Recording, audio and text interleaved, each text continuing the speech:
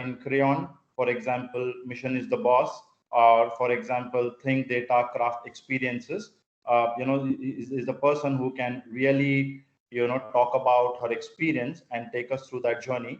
So today, let me welcome Jane, who is the sales head for EMEA at Facebook, and she's based in Dublin. She's an author, and she has spent more than 20 years in the industry. So without wasting much of time, let me introduce Jane. Jane, welcome to today's Lighthouse session. We do this series since the start of the pandemic, and we invite all the great leaders from the globe. So we are honored to have you on today's session. The floor is yours now.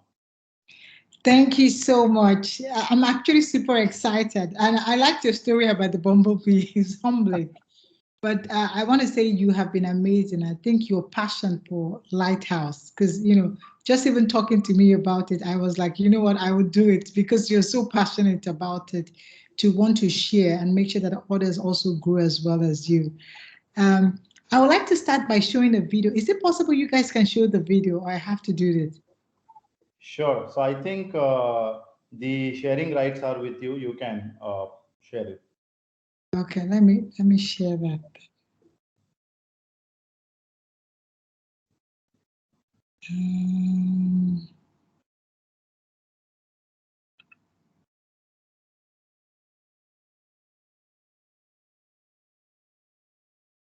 One second, guys. I don't want to get this wrong. Screen.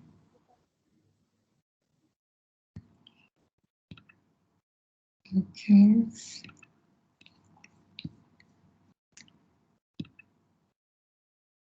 I'm hoping you guys can see the video. This is the video. Can you see my screen? Yes, we can. We can. Okay, good. I thought this is a good video to start with. Sure. I spent the first 27 years of my life growing up in one of the lowest slums of Lagos, Nigeria, Egerton-Idehen.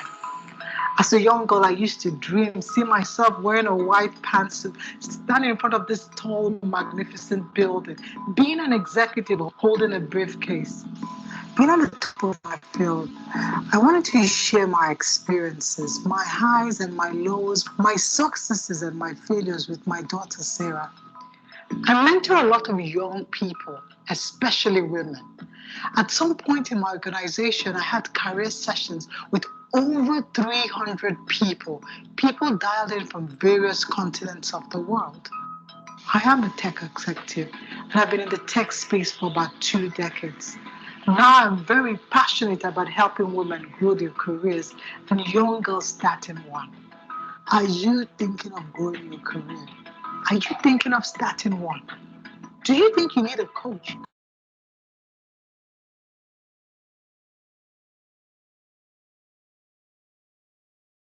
We lost the video, I think, or the audio part, I think, here.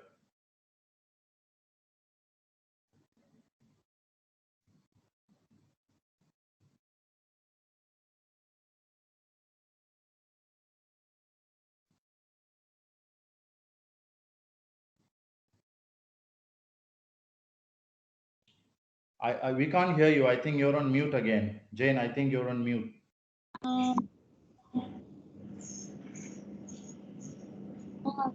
Is it better? Can you hear me now? Yeah, we can hear you now. Oh, okay. Okay, it's fine. I was hoping because that video for me was a good way to introduce Jane, to answer a lot of questions on why I do what I do, where I'm coming from.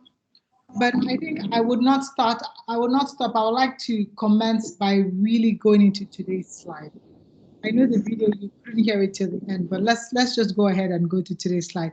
Why I tried to put the slide up, I'm going to ask one question, and I'm asking people to please, if you can, is the chat box open? Is the chat box open? Yeah, the chat box is open, and people are aware that you will do a short quiz, and they're going to get some gift from you. And so my ask is that I want you to think back the past 12 months and think about a situation where you think you have been faced with something that is scary and you did it. So that's on being fearless. If you could put it in the chat box, we are going to announce the winner at the end, and we are going to share a nice with the winner. So I would love to see, yeah, I would like to see answers. So let's, as we type it down in the chat box, I would I'll try and share my screen.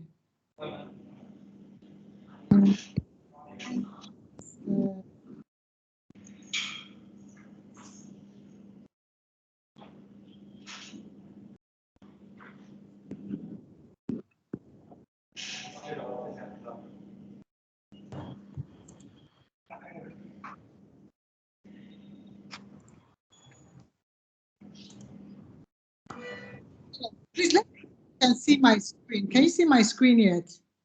Yes, yes, we can. Okay, excellent. So as we type that in the chat box, I think let's go ahead and talk. Let me talk about today's session. So Sure. what I want to share today is just my career journey. I find it inspirational, but I think there's a lot of learnings which I actually do reflect on and I even use in going forward. And I'm hoping in doing that with the team today at Crayon, some of you will find something that will help you on your journey, or something that will confirm something you're already doing, or some new insights you're not aware of. So I'm just hoping that this becomes a learning experience for not just you, for me as well, because I would like to take your own questions at the end. So definitely, currently I head the sales for Middle East and Africa. But before that, the agenda for today, I will talk about moving from sales to tech, my journey in sales, and my journey in leadership. I do that under different themes, and I'll talk about something I'm passionate about, women and career. So let's start with the first one. I want to talk about, oh, by the way, I am a good storyteller. For those of you that are not aware, I love to tell stories. So I'll be telling you lots of stories. But I'm doing that because we're going to use it as a tool to reflect and bring insight, extract insights out of that. So I think for me, the big theme for me moving from sales to from tech, or not tech, from engineering to sales, was one key attribute that stood out, was being open to change. And I put that up there because it's also good to put it in context. That sometimes you're joining a dance that you're not fully aware or skilled for, but just the courage to be open to try. Let me start by my story. So like I said, I did study tech, and being a very focus driven individual, I had my goals, my eyes. I kind of knew where my journey should go. I wanted to be some tech executive in a couple of years. And I saw myself climbing that engineering route, climbing the engineering ladder. There was a time in my career earlier on, I was a bit, we all go through it. In one of those phases, I didn't have any key projects to work on. The work was looking boring, and I didn't really have much to do. Someone had approached me from another team, and he was a senior colleague. He had told me they had a project. They were looking for someone to run the project. And he thought maybe if I didn't have much to do, I could do that project. I listened to him, and as we all do, I ran it by my other teammates. Hey, would you do it? By the way, this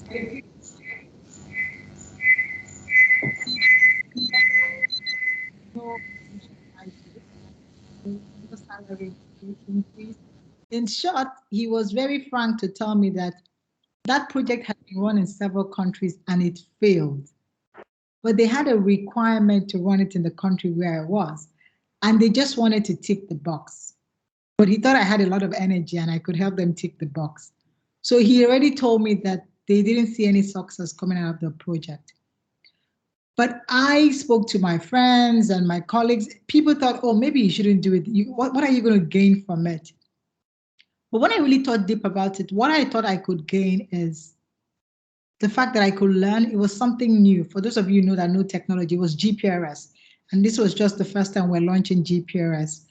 And I also thought to myself, there's nothing to lose. I was bored anyway. So that was one of the drivers for me being open to that change. I took on that challenge. One of the things that helped me drive that challenge was just that desire to want to be successful at something. So I didn't want the project to fail, even though I've been told that the project has failed in several places. I got into the learning mode. I was so involved. I showed up in every department tied to that project because it was a project we were doing with a client. So every unit within the client that was confused. If the training department said they didn't understand how they could train people on this, I showed up on how can we work it out together. If the operations team told me they didn't know how to manage this new apps and servers, I was there to try and let's figure it out together. The same thing with marketing. How do we package this product as new? How do you sell data? Most of these things I didn't have answers. I was just in that mode of I want to learn, and I want to learn with you all, and I want us to learn together and find the answers. And that's what I did. 9 months later, this project became successful. Normally what we do in the company, when a project is successful, we'll have a little tea, not a party, but like drinks with the client just to celebrate. So we were having drinks with the client to celebrate. And I was, going around the room saying hi to everyone. And I got approached. There's some echo there. I got approached by the head of department of the team I ran the project for. And he was teasing, I thought. He said, "Oh, you are so good. You know everybody in the room." I said, "Yes," because one way or the other, I had to work with them to deliver this project. He said, "No, you know my customers more than me. Why don't you come work for me as a salesperson?" I thought it was a ridiculous joke because I was an engineer and I just did this because I thought it was a project no one wanted to do. So I remember telling him that, you know what, if you ask me on Monday, because today is Friday, we are all happy, we're having a party, everybody's, really extremely happy. I'm not going to take this as a very serious ask. If you ask me again on Monday, I will take you seriously. So you're right. 8 a.m. on Monday, he showed up at my desk and told me I'm moving. I say this because I want you to know that it wasn't a clearly defined path. It wasn't something I was, I'd marked out to do. I normally tell people I stumbled on it, but the truth is that it was me being on a discovery and also willing to be open to change. I didn't even know I had those skill sets. Like he was the one that told me, you did this, this, and this. This is actually selling. Your ability to connect, build trust. So I'll say be open to change, but there are other things that will help you on that journey, being open to change. Trying new challenges and experiences. Sometimes you have to be deliberate about it, I still do that now. I still, once a while, I want to try something new. It could be sports, look for something that will tickle your fancy. I'm one person that has been known to try a new sport all the time, I want to try tennis or I want to try. They tend to force you to expand as a person, to think outside the box, to push yourself to different limits. I would say be in a continuous learning mode because that's one of the things that was clear there. My driver for taking that project was the fact that I thought, oh, there's no harm, I could learn something new. This is a new technology. Nobody has done it here. So yeah, there's no harm in learning it. And time again, even as a salesperson, that skill set has helped me. Then your narrative, shared interest. I say this, sometimes we don't say this enough because I've realized that not every situation is up against you or up to destroy you. So one narrative was that, oh, I was so bored that someone thought, they could give me something to do because I was literally bored and I had nothing to do. But that's not the narrative I chose. If not, I never would have had the opportunity because I remember when I had discussions with some of my teammates, they're like, no, why would you take that? Is it because they think you have nothing to do? This is your job scope. Don't take any other additional responsibility. You have to remember that there's shared interest, even as in Crayon, as in a company. Everybody wants the ultimate, good for the company. If you think from that narrative, most times you'll be open to changes. You will not be seeing it as a silo event where this is mine, this is ours, this is our goal. I don't want to be mixed up with yours. And I think in doing that, even in other things in life, you're able to open yourself to new experiences and hopefully experiences that will be good for you. Now, I want to share something else. So this is more like me moving initially from sales to tech. What's happened to my slide? Good. The second thing I want to talk about is now being in sales, because I'm now talking about the whole journey itself. So now I've been in sales. It's so easy to call out all the hard skills that have helped me in skills, but I chose not to. I think they're easy things you can find somewhere else. I want to choose and call out some of the soft skills that had made the difference and helped me climb the ladder. And one key one I want to call out is being present and pay attention. Maybe some of you have heard about it, but I found that some cases where I've made the mark, it's just the fact that I was paying attention. And I'll tell that with a story, like I said. The largest deal I've ever closed as a salesperson, up to date, I still haven't closed a bigger deal more than that. It was the largest deal for my company in West Africa at the time I closed it. It was just simply because I was paying attention. We had a client that wanted to run a transformation project, and we were brought together to work with this client. They had a certain scope. I remember the first meeting I had with the client. The client looked me directly in the eye and told me, "You will never get this project. Your company is not positioned for it."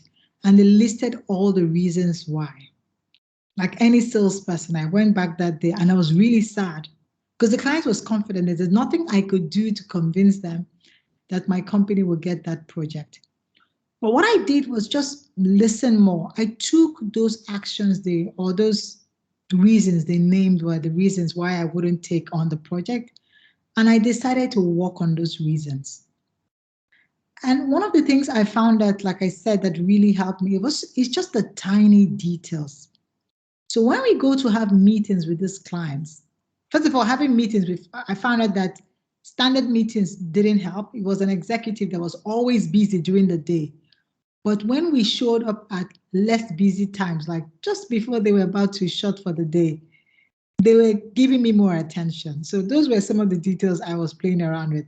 So I used to have meetings with this client for like 6 p.m., which is almost the end of the day. They're about to go. But I noticed that they were in high spirits at that time and they would give me full attention. Nobody was calling them to have another meeting.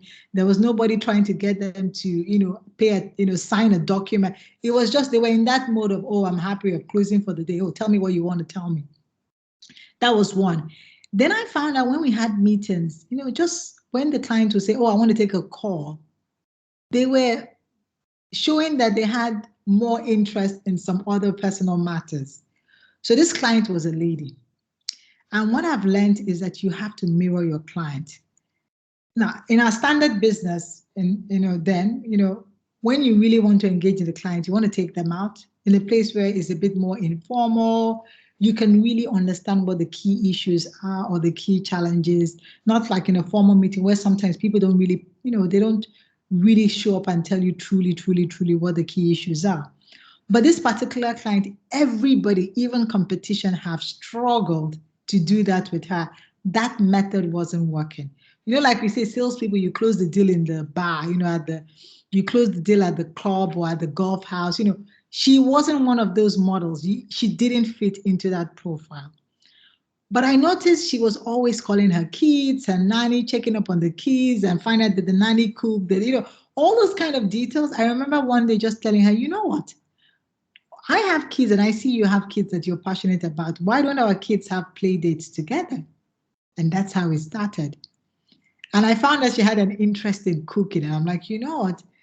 Why don't I hear you talk about, this cooking, that cooking. I would love to come over one day and just watch you cook. I'm interested to learn." And that's how I started showing up in her kitchen. And it became clear that lots of people couldn't show up in her kitchen. So that's how I broke the barrier, built trust. I share this because it looks small, but in terms of the deal that was signed, it was this small butterfly effect that accumulated in building trust, even though I had to do the work as in address the challenges, but to build the trust and win that client over took paying attention, just being present. So let's speak to some of the things, when you talk about being present, paying attention, which I think you can also relate to. I think one key one is focus, and focus just means to throw all the energy on one. If you're able to focus, you'll be able to kind of shield the noise. I say this because I could have decided to worry a lot about all the things she said, but I chose to focus on my goal, which was to close that deal. Something else that came in really handy is something I use. I don't know, some of you might have heard of it. Stephen Covey's book, 7 Habits of Highly Effective People. He talks about circle of concern and circle of influence. I use that narrative a lot. In life, there are things you will not have control over, but there are things you have control over. I don't have control over the weather, how the government might show up with some policies, especially if you're in some, industries or sectors. There's some things even sometimes your health, you might show up tomorrow. To a certain extent, you don't have control over that. But you do have control over some elements, like in terms of my personal leadership, my personal development, how I show up in the office. Now, my motto is to focus on the ones I have control over. That circle of influence. And what I've realized is that as you focus on that and you get better, that influence starts to grow. So earlier in my career, like I said, maybe being an engineer, there are lots of things you don't have control over because you were not in management. But as I started to grow, I had more control. So that's just the same principle. If you could learn to focus on the things you have control over and worry less about the things you don't have. It sounds simple, but I know that it's not as easy. It's almost like I have to remind myself. Even now, I still remind myself of these principles when I'm in situations. I analyze and I tell myself, okay, Jane, these are the elements you don't have control over currently.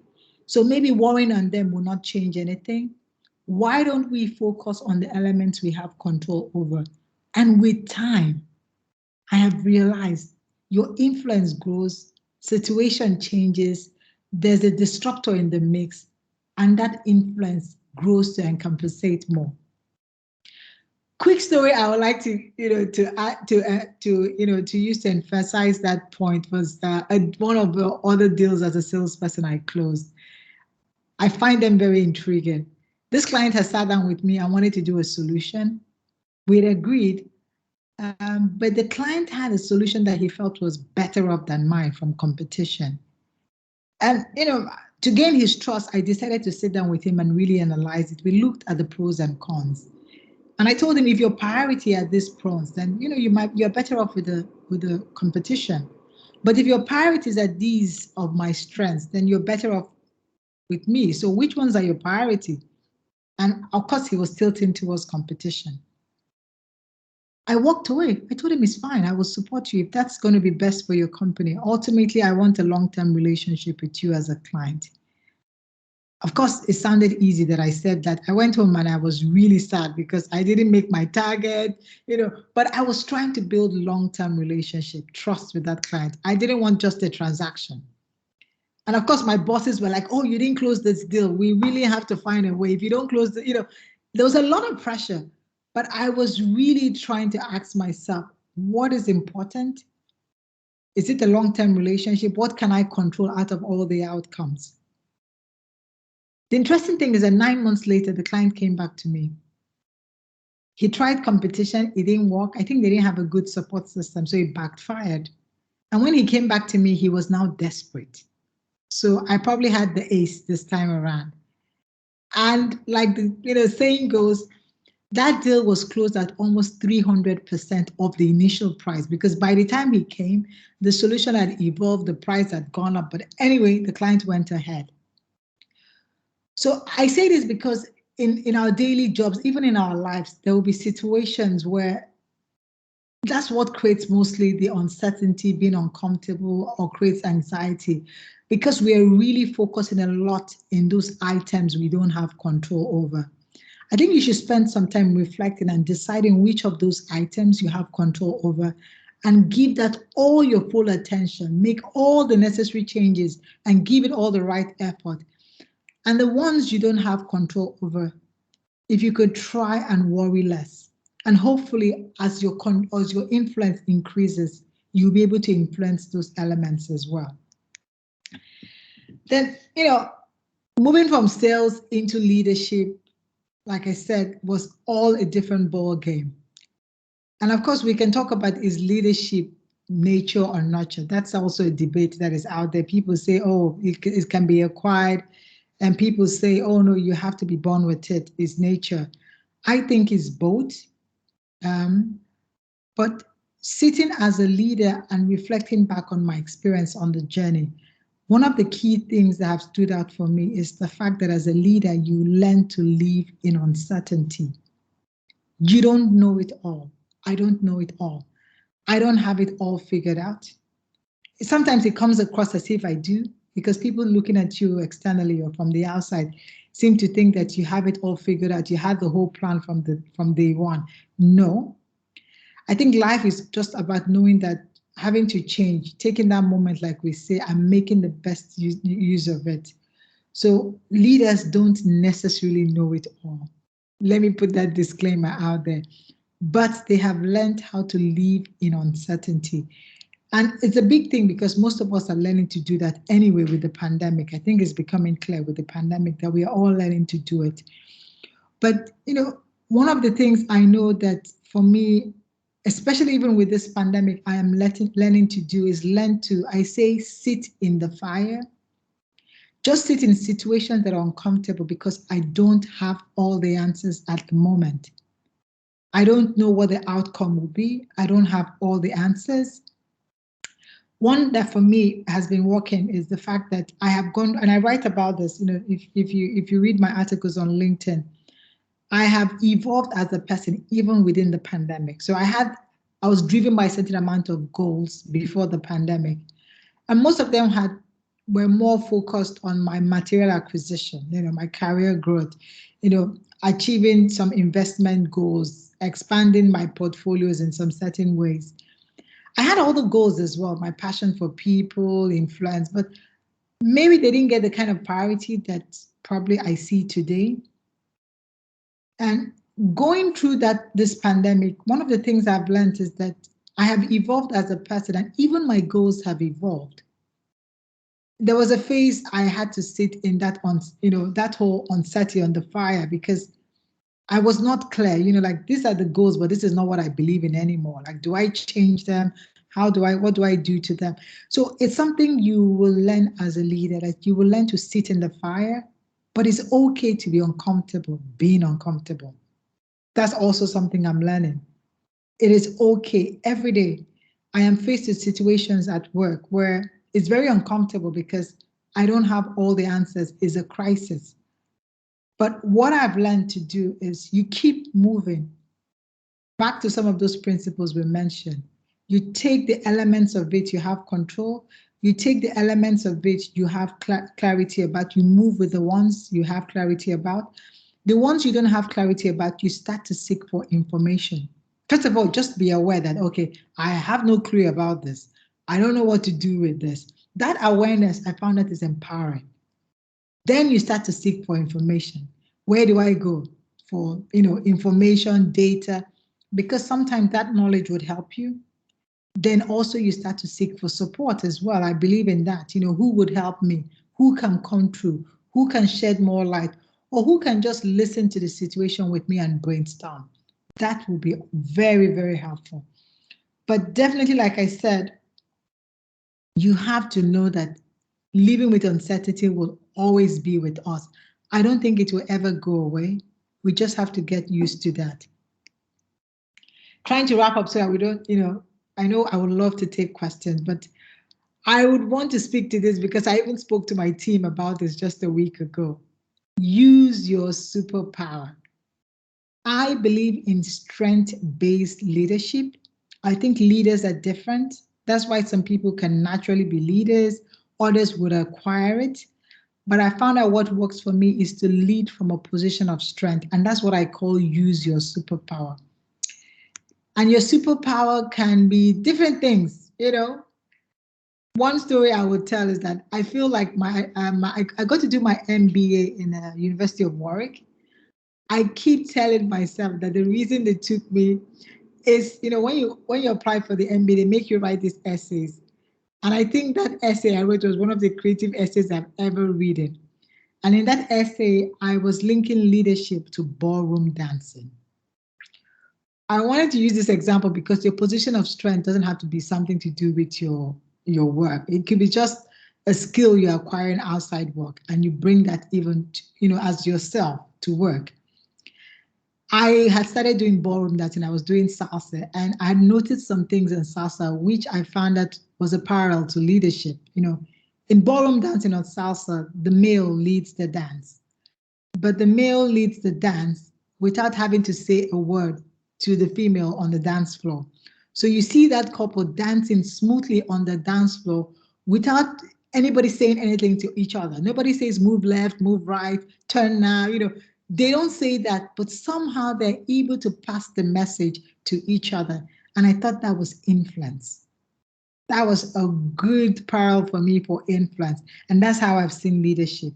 You're able to influence people without forcing them. They can follow you willingly. That has been my definition of influence. But I use that example to say that, as you tend to, let me see a slide, use your superpower. Sorry, that's what I was talking about. As you tend to use your superpower, it could be different things. There are different ways to identify what those strengths are. I just wanted to use that example to say that your superpower doesn't have to be one of the hard skills you use at work. One of the ways you could do it is a SWOT. I use that a lot. You spend some time thinking about your strengths, your weaknesses. Your strengths create opportunities. Your weaknesses create threats. And when you do those SWOTs, there are different tools out there you can use to do them. You can do that also during via coaching, because I also have a coach, a career coach, and they help you. They also have tools to help you do those kind of assessment. If you want to do the SWOT yourself, I think it's something you can talk to people close to you, your family members or friends, to find out, what am I good at? What comes naturally? What do you think I do effortlessly? Or what do you think each time I do it, it really stands out? That is your strength. I say this because I have found, for those of you that have read Marcus Buckham's book, he's also talking about strength-based leadership. Now, know your strengths.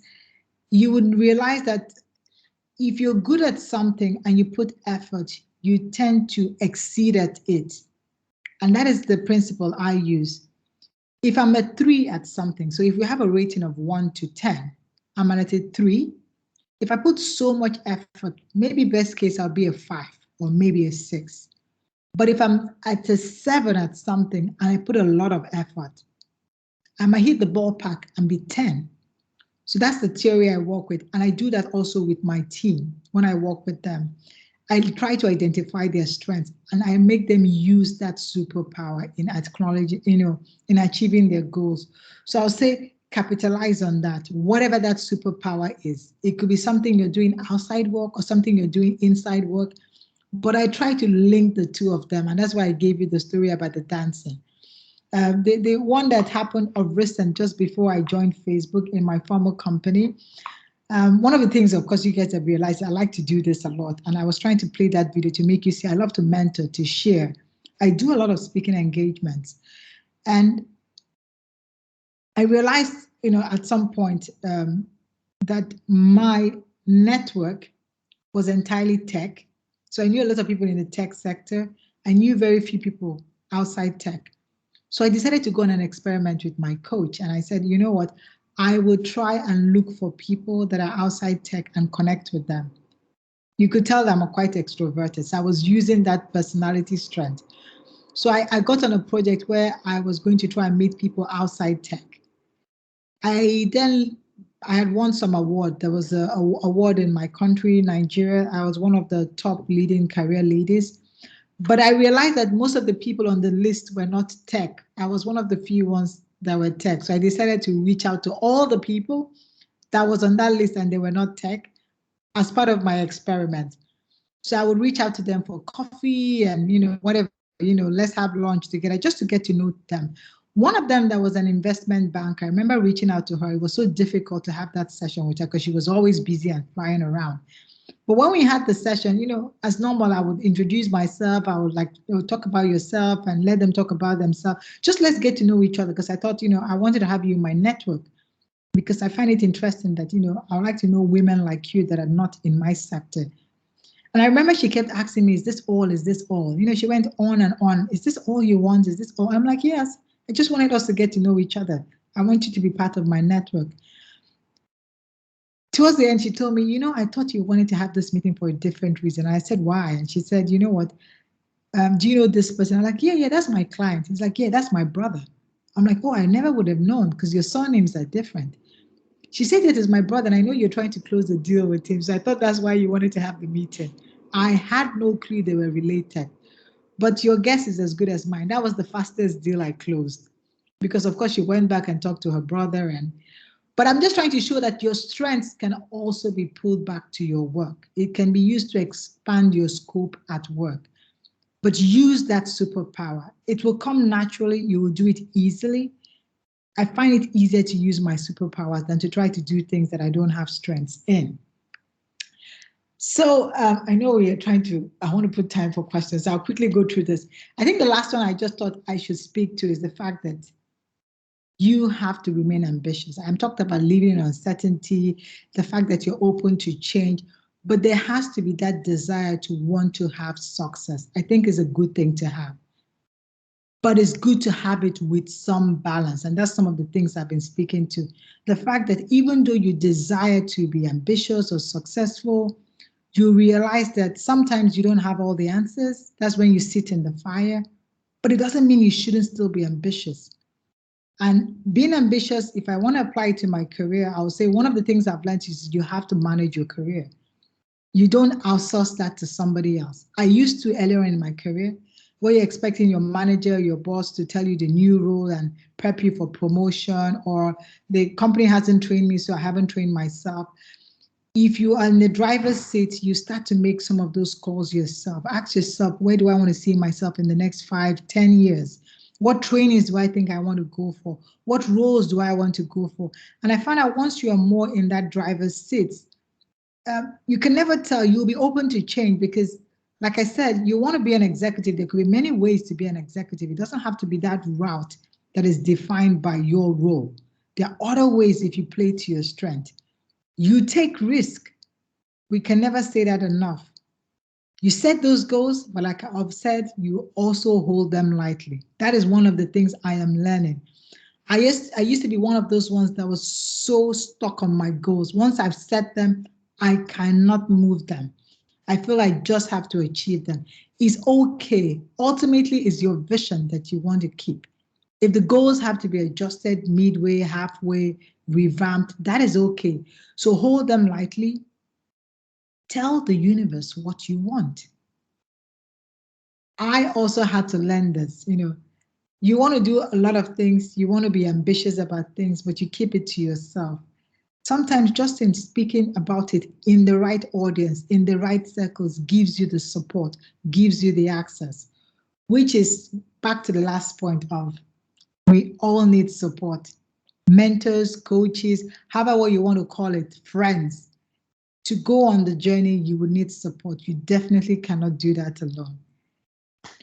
So with that, I would just say that's a wrap, but I thought I'd just speak to this. This is one of my passions. I thought I would just share before we go to questions. And you would have realized even in the undertones of some of my message, one of my superpower is the fact that my journey as a woman in tech helped me realize that there's a gap. And this is something I'm passionate about, helping women grow their careers, especially women in STEM, because I've realized that the journey wasn't as easy, or is not as easy for most of them. So I use this superpower a lot in my work, outside work. It's just to give you an example of what I do, even outside work. So with that, I'll say, there we go. We can have the questions now. Over to you, Barbara. Over to you.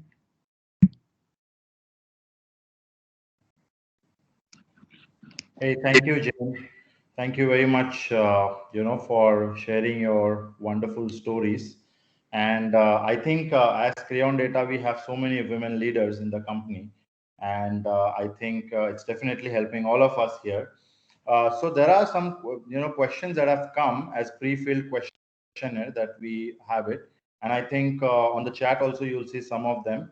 So I see a very interesting question, when you talk about mirroring the client or having the personal SWOT analysis and things like that. So I think three things that we should keep in mind as Crayon, when we address a group of sales. And that's a question, and I'll extend it a bit more. So I think we are living in a times now where borders are closed. We don't get face-to-face interaction.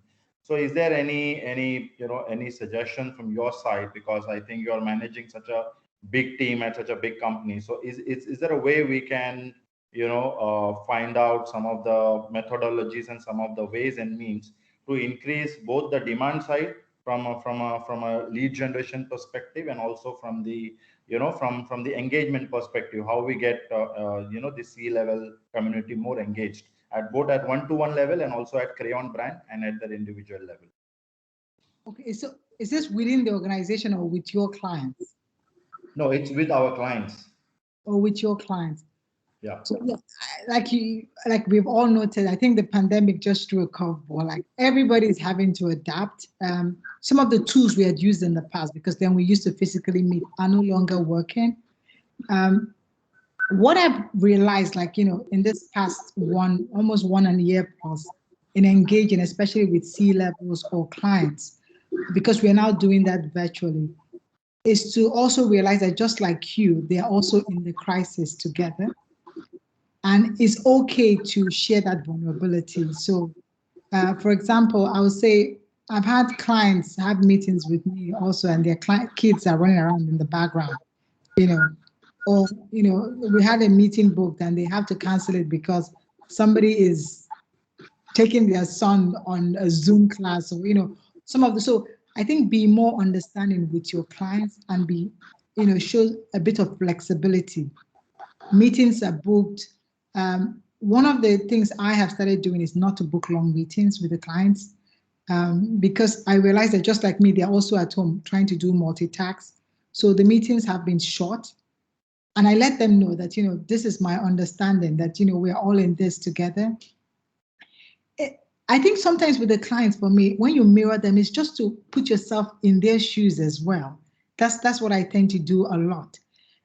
You probably have a good idea of who your clients are. Are they married? Do they have kids? Or, are they living in another country, isolated?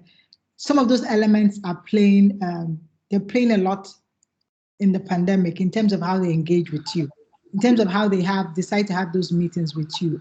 So I would say I like to mirror that. Like if I see that a client, just like me, being an executive, would have back-to-back because they can only have virtual meetings, I am willing to offer them the options to say, let me know if you don't want us to do this meeting with a video. You just want audio, because I understand they might be doing something in the background. So those are some of the things I do. I would say it's just back to you try to mirror that clients. Just put yourself in their shoes. Sure. And I think one of the other questions that has come from our marketing team is, I think one of the best marketing strategies that you have either directly or indirectly followed, and or maybe you have seen somewhere else, but some of the best marketing strategies. In terms of best market, I always think there's situation. I don't think there's one that works, because an understanding of the market will also determine how you approach it. Because I can give you what has worked in my sector, in my industry, doesn't necessarily mean it works up and down and in other sectors. So I like to go with that situational way. So I'll tell you, market insights, knowledge of the market would help me in some sectors. When I worked in telecom, because I adapted it to the market. I'm working in a company where the product is cross-country. We don't adapt it. It's different. So I'm tending to use a different strategy in how I engage, or be a bit more holistic.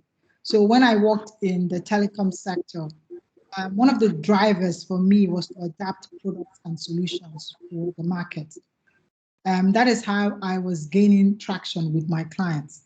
I wasn't painting them with a blue brush.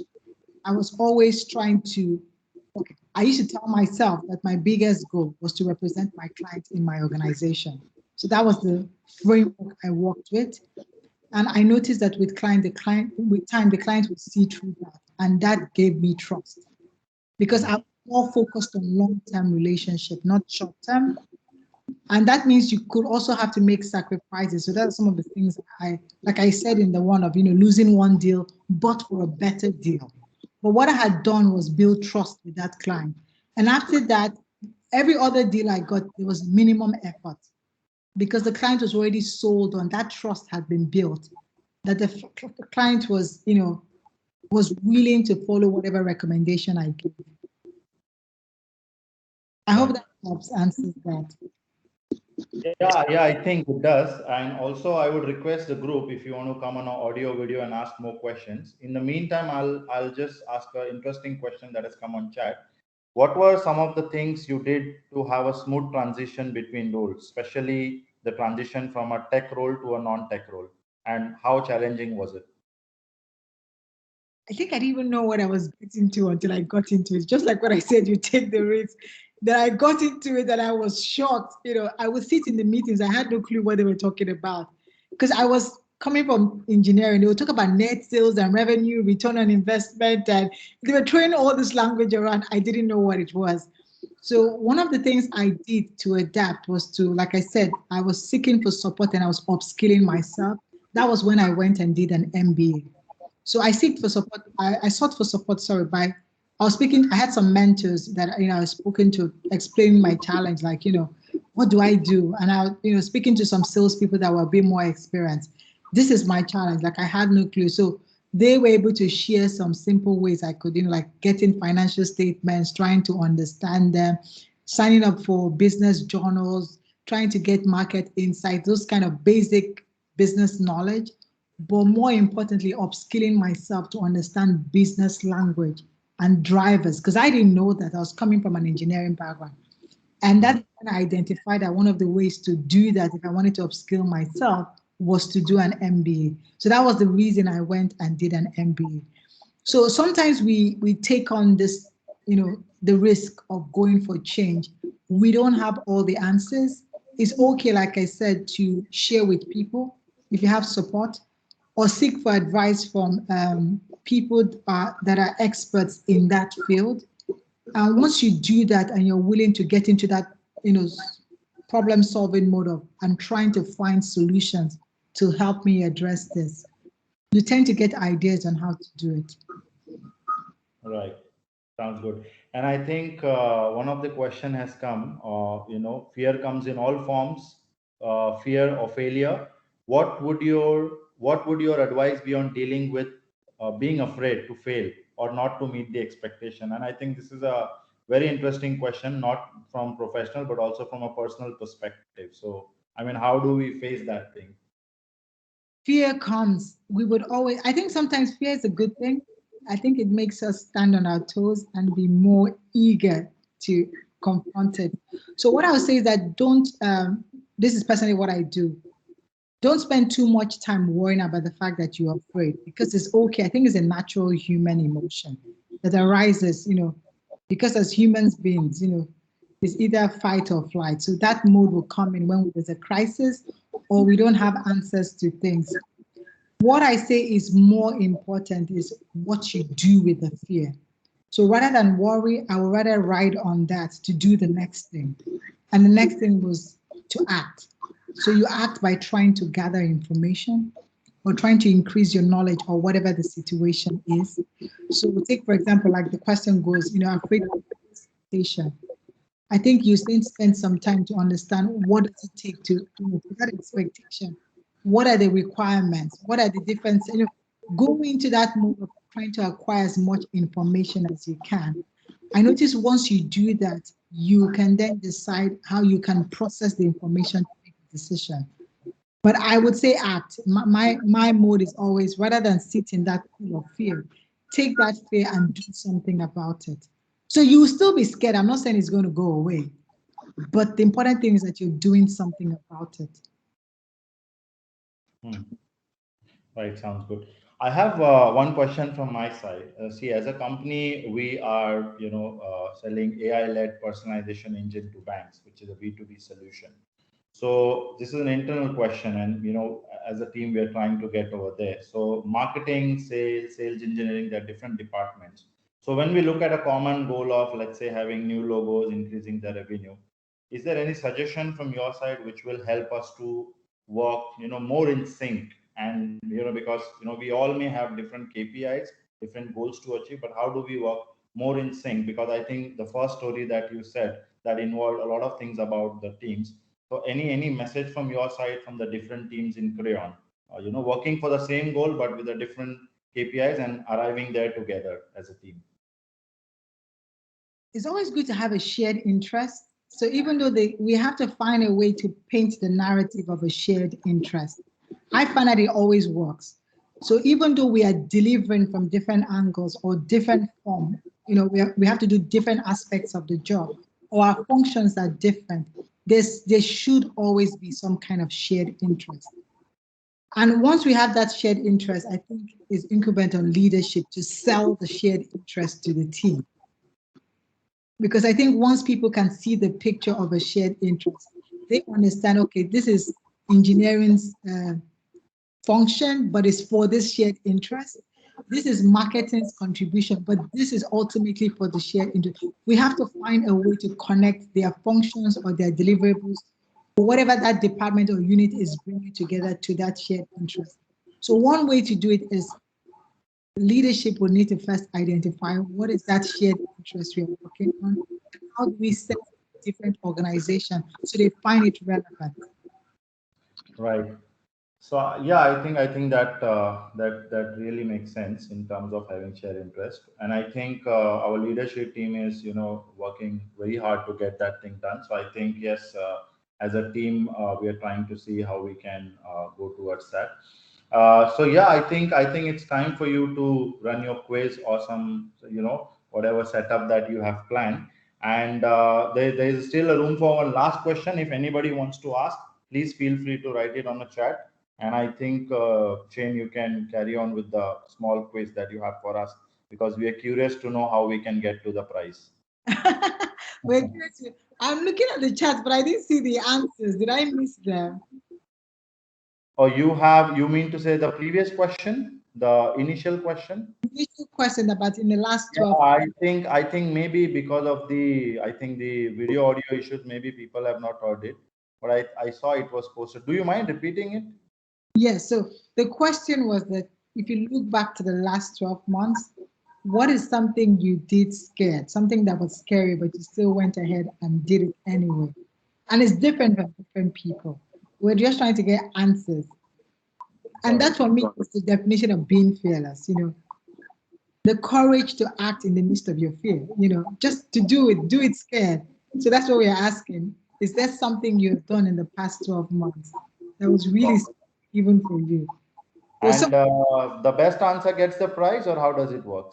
Yes, the best answer gets the prize. So I wanted to see the answers, and we'll just pick one, we'll pick the winner. Got it. We have one, we have got, I think, one response, and I think it will come up more. So it can be personal, professional, anything, right? Yes, it doesn't have to be, professional. It could be personal. Got it.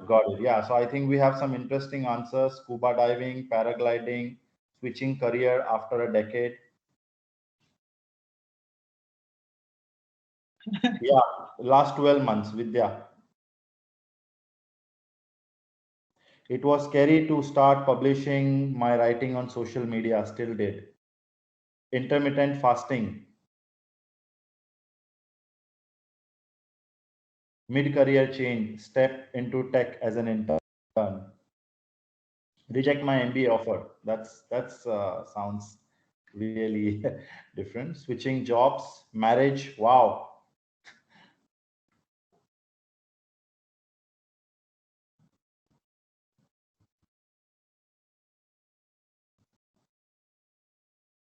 So I think we are close to the time. So I think if anybody wants to just pitch in more responses, please feel free to do that.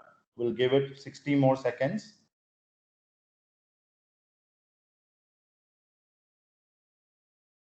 Someone was asking if my technical knowledge has been a source of strength. And so I would answer that question if that's okay. Yeah.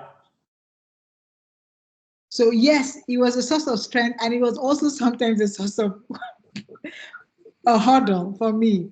The technical knowledge was a source of strength because I would sit in the meetings when I'm engaging with different stakeholders. I could, especially when I'm engaging with the technical stakeholders, I could understand their point of view.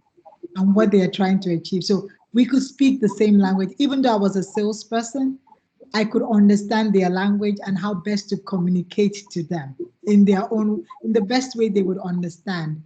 But it was also a hurdle because there's a tendency to easily go to that. And everything is not a technical solution. Most of the problems that we're experiencing doesn't mean it required a technical solution. So it's almost like you're trying to use that tool all the time and it wasn't necessary.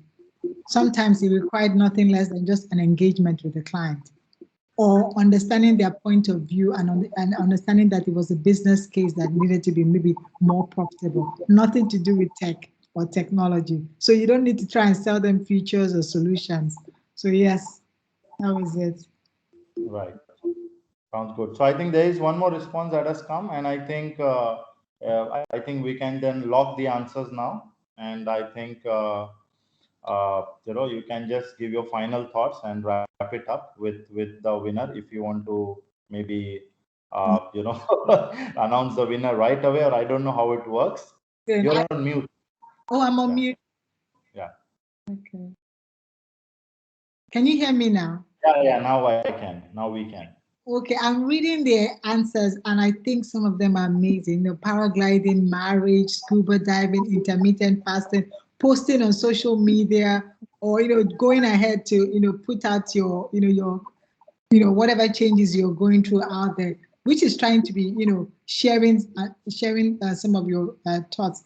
I know it can be tough, and I think it speaks to the fact I just wanted us to be all aware that we are all courageous in our own way.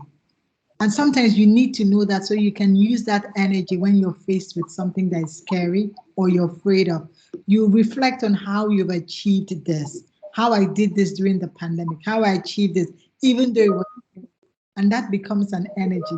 But we have to choose a winner. So I'm going to go with, I think it's someone that says she made a career change and stepped into tech as an intern. I think that was a big one. I'm not saying the others are not big, but for the purpose of it, I will give it to you because I think the book will be very helpful to you. So maybe you could send me their details later and we'll send a copy of the book to them. Thank you so much. Sure. I really enjoyed the session. So who's that? Sorry, I'm not able to find on the chat. Gayatri, do you mind asking me? Sundaya, yeah. Oh, Soundarya, right? Yes. Okay. Sounds good. So I think we will send her details to you via our team, and then maybe you can arrange your book for her. And also, we'll see if we want to just have a look at your book on Amazon stores and other places, and grab a copy of it. So yeah, thanks a lot, Jane, for this wonderful session. And in the meantime, I will also encourage all the crayons. Feel free to connect with Jane and ask anything that you would love to hear about from a leadership perspective, from a tech, sales, non-tech, how to deal with the pandemic in terms of growing. It could be anything that comes to your mind. So definitely, that will help us. So once again, Jane, thank you very, very much for honoring the request from Crayon side and coming and enlightening us with your thoughts. We wish you all the best for your current role at Facebook and also for the great things that you will do as a leader worldwide. So thank you very much. Have a great day. Thank you. You too. Have a great day. Bye-bye.